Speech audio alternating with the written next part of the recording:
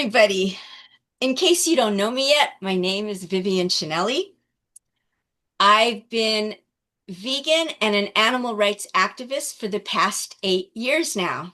My, time sure does fly. Mm. I'd like to welcome you to my very first online interview. I'm very excited, as you can tell. Today, I'm particularly excited to introduce you to a very inspirational young man who happens to be the grandson of a dear friend and colleague of mine.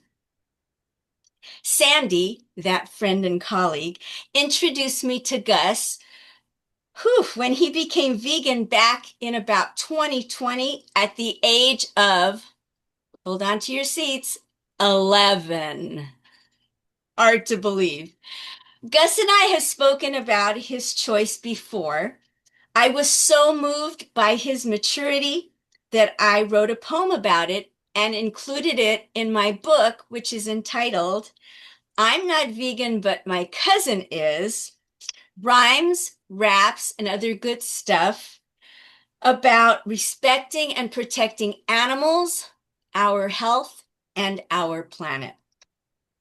But this is the first time that I will be officially interviewing him and questioning him about his choice to make such a profound change at such a young age. So we'll get right to it. The very first thing I want to do is thank you, Gus, for being here and for setting up the Zoom and for helping me move to this activity that I've been avoiding for so long. Welcome. I'm thrilled that we are finally getting to this. Is there anything you'd like to say before we get started? No, thank you for having me. All right, my pleasure. Let's get to the heart of this issue. So, Gus, you became vegan when you were around 11 years old. Where and how does an 11-year-old even know what veganism is? Right. So I was in middle school at the time, sixth grade, and I had an English class. So we had to write an argumentative essay to learn about the different types of essays. And I had no idea what to write about. So our teacher gives us a big list, bullet points of different things we can write about. And I see veganism. So I say, okay, I kind of recognize what that is. It sounds like vegetarianism. I'll give it a shot. So I do some research. I learn about farming practices, some of these negative effects on the environment and maybe the immoral ways people are farming animals. And I kind of thought to myself, maybe this is more valid than I thought it was. So I write my paper and I decided, all right, I'm going to try this out. So I started just not eating meat. Then I cut out then I cut out eggs. I ate fish for a while. But then finally, I became fully vegan, except the only thing I will eat is honey. Um, yeah. So for my paper, I tried to bring up three main points. So I Mhm. wrote about kind of the environmental effects that animal farming has on the environment. Mostly is for the atmosphere, it's very bad, all the chemicals, or no, all like the methane from like cows, especially. And there's a lot of just bad effects that having that many animals in such a combined space has on the environment. And then also, I think what I was particularly interested in was how antibiotics were used in farming. And I was kind of scared because it was the pandemic. So it's this Mm. big like germ scare. And they're talking about how these viruses just grow stronger and stronger because the animals are just pumped with antibiotics, even if they're not sick.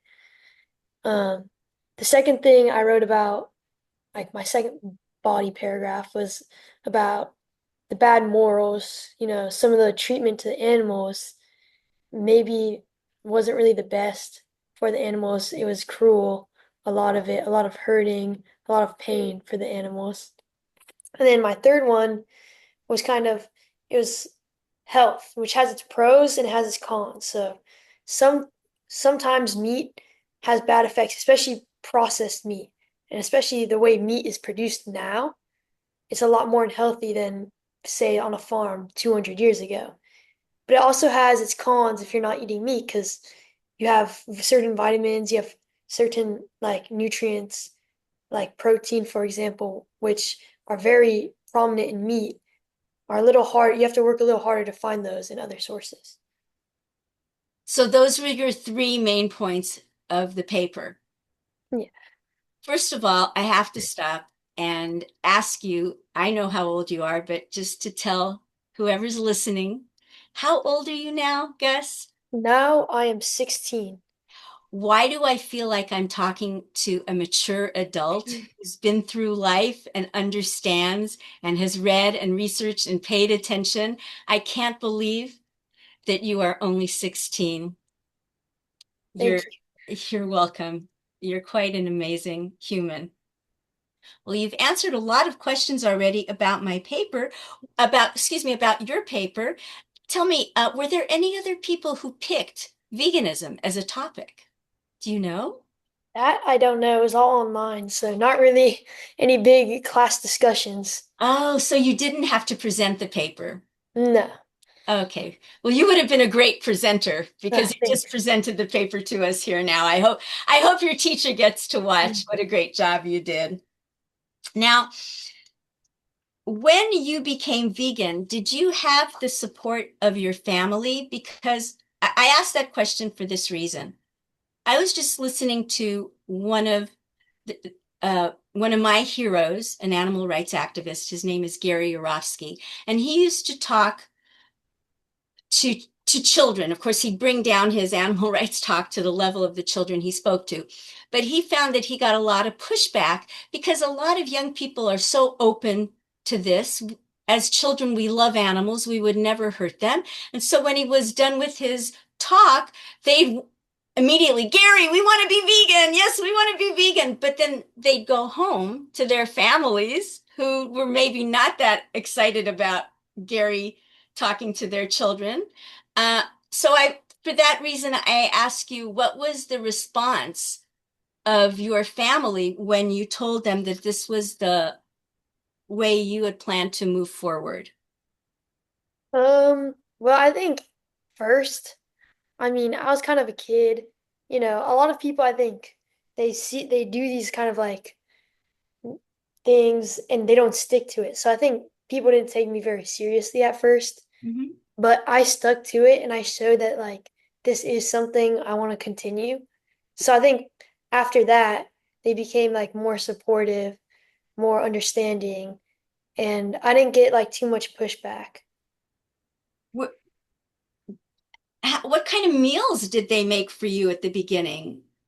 I know Me, you're cooking now. You told me that you're making your own meals now, or some of them, but how were they accommodating you, your family well, back? the rule was Oh, there's a my rule. Okay. diet, my choice, which means my cooking. So I was mostly cooking, but like obviously I didn't know. I knew my parents did a good enough job of teaching me some basic stuff, but I still didn't know a ton about how to cook. So I mostly, for the first maybe 3 months, I was living off of like pretty terrible, just like beans on the stove with like this taco seasoning. I was living off of these like little bean like patty things. They're like supposed to be like hamburger patties. But then you get the hang of it, you learn what to eat, where to get protein from, garbanzo beans, tofu, seitan, all these different options. And then you just get a bigger variety of things you know how to cook. And eventually you get to the point where you don't need to keep researching things to look up and cook. You have enough variety where you could have a a good and healthy meal every meal. Wow, what a salesperson you are for cooking healthy. I also liken it, what you said is you finally get the hang of it. I liken becoming vegan. I know people think it's such a hard thing at first because, of course, if you're just becoming vegan for the first time, you've never done it before. I liken it to getting a job. the first day you just want to quit because you don't know shortcuts. You're unfamiliar with everything. You don't know where to park.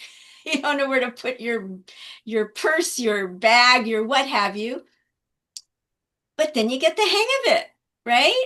Then you get the shortcuts and you know where to park, the best spot to be in, and it becomes second nature to you. And that's what it sounds like it became to you eventually. Wow, am I happy you didn't give up? Because you know you're my hero. You know you are. Okay, now this is something people have a very hard time with, and I think it scares them to death. The thought of telling your friends and being in a friend group while you're different, while you pursue different options. So, how did you tell your friends that you were vegan? What was their reaction, if you can recall? And did any of your friends ask you your thoughts about why you chose to make the change? Well, I had it easy because again, it was COVID, Right, so I wasn't seeing my friends, and it wasn't something I didn't just like text them, "Hey, yo, I'm vegan now." right. It was just something like uh that it just eventually came up. It's like, "Oh, I'm vegan," you know? Like it's not something I just went out told the world. Sure. But, you know, I don't think people nowadays care that much. I mean, it's not like I'm not harassing them like being like calling them like, "Oh, go vegan, go vegan, go vegan," or like anything like that. I mean, I was just like it's just my choice. And, So, and being an example of what veganism looks like, yeah. right? Yeah, I think that's very powerful in itself. Absolutely. So, how do you navigate gatherings that have a food component to them? I usually like I'll eat beforehand. If it's like someone I know who knows I'm vegan, usually I'll ask them, I'll say, "Hey, what are you getting?" Or I'll bring my own food, see what I could eat there.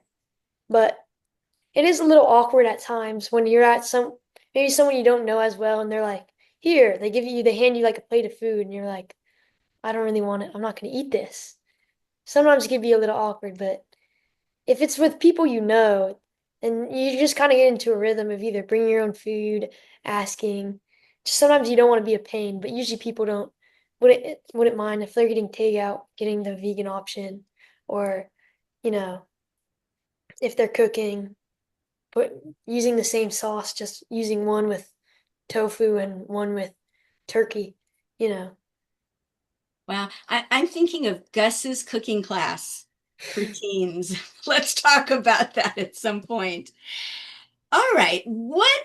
Thank you for that answer. What would you say to other young people who have heard about veganism and know that their heart is with your heart and their mind and their mindset is like yours is, but are just worried about making that change? Mm. Well, personally, I would I would try to tell them like to just try it because even if you're only vegan half the time, it's still better than vegan none of the time. So you gotta start. I think this is what I would suggest for anyone of any age. Maybe don't start with like have don't have meat until dinner, or maybe you only have three meat days a week. Like you have to slowly adjust. That way you're not just going in, cold turkey. I think that's the best way to approach it. So you would tell that to anybody then, young people, Yeah, old young or people old. alike. Like you don't need to quit right away. You have to learn what it's like. Spend one day as a vegan, you know, spend 2 days, spend 3 days a week, and you will eventually learn like and it's even if you're not vegan 7 day, like 24/7, you're still helping out a little bit. That's a beautiful answer. So, Mr. I can cook, I can bake. What are your favorite foods? And well, we know kind of what you make for yourself because you already told us that, but do you have any favorite foods that you like to eat, maybe for breakfast, lunch, or dinner? Or you know what? You put that answer in along with this question. What do you eat? What does Gus eat in a day? A typical Yeah, that day, was so for breakfast, I want something quick. I got school, I got practice. right? I usually have either like oatmeal or some toast, something along those lines, some carbs. And then I'll try to have a protein shake because obviously as a vegan, you have to make sure you're eating enough protein, which is harder to do without meat. So you gotta I try to have one every day. What do you put in your protein shake? I just have protein powder. With Protein powder, and scoop it water in, blender or bottle, water. Sometimes I'll make like more of a smoothie where I'll do ice, bananas, and peanut Mm, butter, mm. then put some of my protein powder. That's it. Okay, Sometimes I don't have time for that, or I don't want to wake up my house. sure. Can we throw a little chocolate in there? Is that Yeah, okay? yeah, Okay, chocolate. Well, very with the good. protein powder, mine is it's like a chocolate Oh, it flavor. is. Okay. Yeah, Is it tasty? yeah. Okay, great. So we've got breakfast and a little bit after breakfast, Then for lunch, if I'm at school, I don't eat too much during school because I run right after school, so I don't want to be have a full stomach. right? So I usually have fruit, so apples or grapes. I'll have carrots or cucumbers and hummus, and then I'll make myself maybe like a peanut butter and jelly sandwich. Um, and then I'll throw in whatever. Sometimes if like I'm really busy, I'll just make double the food the night before. I'll just pack whatever I had for Oh, dinner for that's lunch the smart. next day. That's great. Then, all right, for dinner, Yes. dinner is like more varied.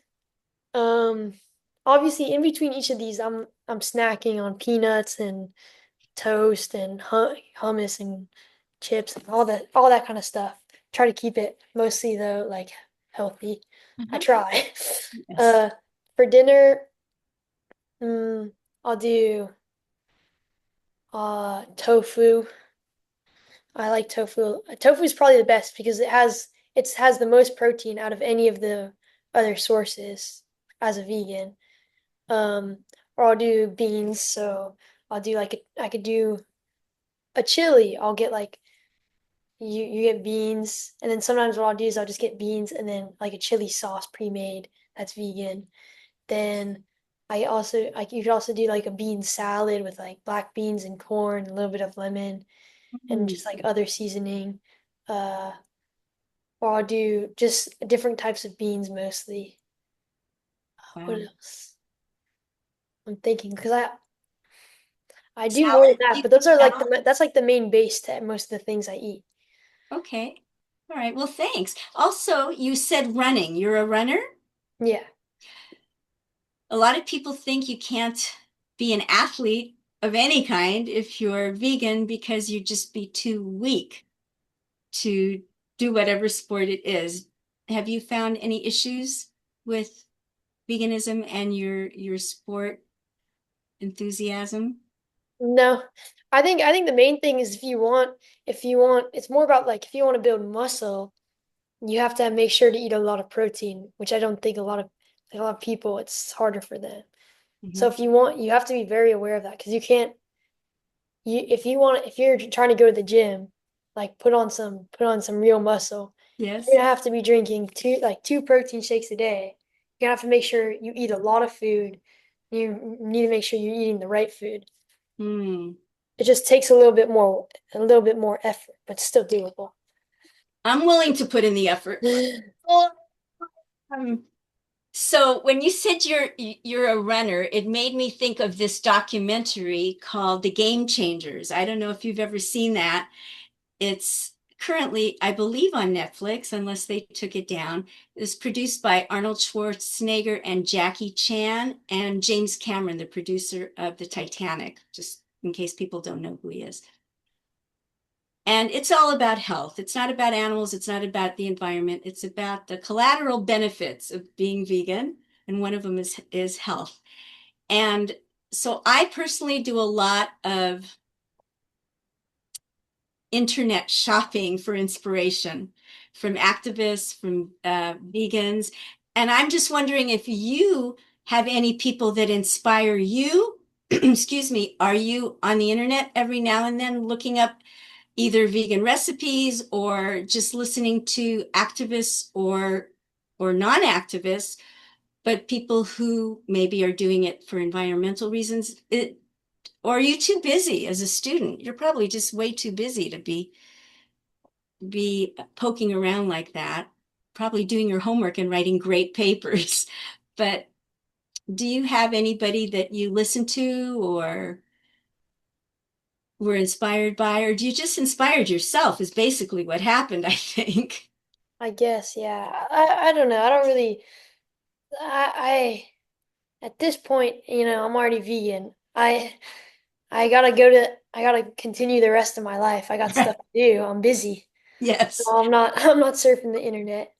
absolutely. Absolutely. Okay. So I'm coming to the end here with a couple more questions and then we'll kind of finish up. If someone asked you, how has veganism changed your life? What would you say? Actually, Um, I am asking you, how has yeah. veganism changed your life? Well, I would say like not that much, really. Uh, you know, at the end of the day, it's like doing the same stuff I used to. Still going to school, still doing all the stuff, but it's just what I eat, which is only like a small part of your life. Sure. It's the choices you're making right now, Yeah. I right? think just like a note, I don't know if it's relating to the question, but just something I wanted to put out there Yes, was like for me, I don't see like being vegan, it's less of a diet. Like I don't think of it as like a diet. It's not the type of thing where I'm doing this like because I think this is gonna like make me lose weight or like this is gonna make me more healthy. I think for me, it's more of like a boycott. You just boycott these animal products because their manufacturers practice like poor farming techniques that are damaging to the environment and to animals.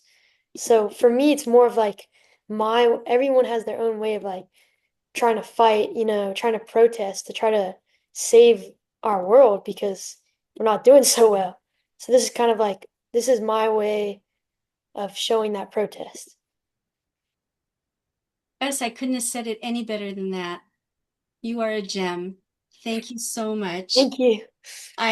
Before we sign off, for those of you who would like to read the poem that I wrote, Gus, I'm going to be putting it on my website, and I will put a link to my website below in the details. So I hope you visit it and check out the poem about Gus, of which I, by the way, am very proud. There were two people I wrote about specifically that I knew who had made changes in their lives, and Gus was one of them. And I, I'm not a relative of yours, and we hardly know each other, but I have to say I'm so proud of you as a representative for a younger generation that I hope to get to know better as I get older. Because you give me hope, Gus, really. Thank Thank you. you. Yeah, thank you so much. And what are you going to go do now? What's on your agenda Um, now that we've done this thing I was so scared about, and it turned out to be, I think, one of the most wonderful things I've ever done. But what are you gonna do now? Anything fun for the afternoon? I gotta read a little for I'm pretty behind Are for my you? English summer work. I have like 300 pages and I have like a Oh, week and a half until school starts. wow. I gotta I gotta get going on that. And what else? I don't know. Nothing big planned. Trying to go to Well, bed early because I've been on vacation, pretty tired. Eat dinner with my family, you well, know. give my love to your grandmother and to your family. And again, thank you so much for what you've done today. I hope and I know that what you've said will inspire a lot of people to think about it. And I think that's all pretty much you and I can do is inspire people to think about things we don't generally think about. These kinds of things are hidden behind us and not talked about. So bringing it out into the open, I think, is step one. And that's exactly what you've helped me do today. So thank you, Gus. I'm hugging you Thank so you. much. All right, we'll talk soon.